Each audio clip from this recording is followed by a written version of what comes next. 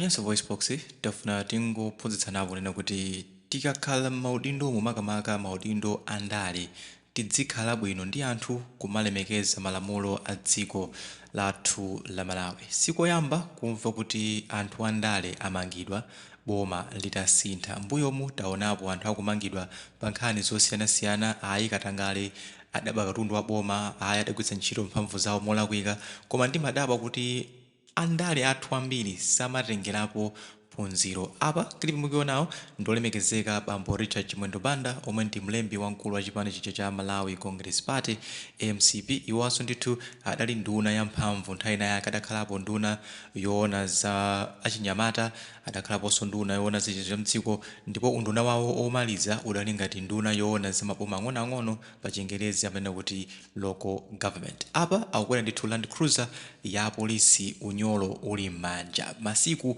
amasintha padzana adali ndithu nduna ya mphamvu zake za ulemu wawo amakwera Land Cruiser ya boma mbendera petupetu, koma lero zinthu zatembenuka. Akwera cruiser koma cruiser ya polisi ngati kapolo okuti akuyimbidwa mulandu. Chonde anzathu andale tikakhala m'maudindo tiphunzire kukhala bwino ndi anthu, tiphunzire kulemekeza malamulo, tidzigwira ntchito imene Amalawi adatituma osachepetsa osawonjezera, kuti tikadzachoka Amalawi omwe aja adzatisamalire. Silimadabwa kuti anthu ena ake amatha kusiya mpando opanda mbiri na iliyonse yoyipa osatsidwa unyolo mpaka nakumapitiriza moyo wawo umene amakhala asanasankhidwe nduna, chifukwa chokuti amalemekeza malamulo komanso amakhala bwino ndi anthu. Ndipo pano pa nkhanizo zili ku khoti, tidikira kuti akhoti awagamule kuti Richard Chimwendo Banda ndi olakwa kapena si olakwa. Iwowa ndithu akuganizidwa mulandu wokuti ankafuna kupha munthu, zimene pa Chingerezi amanena kuti attempted murder. Tikhale mozi tione kuti pamene pazikhala bwanji,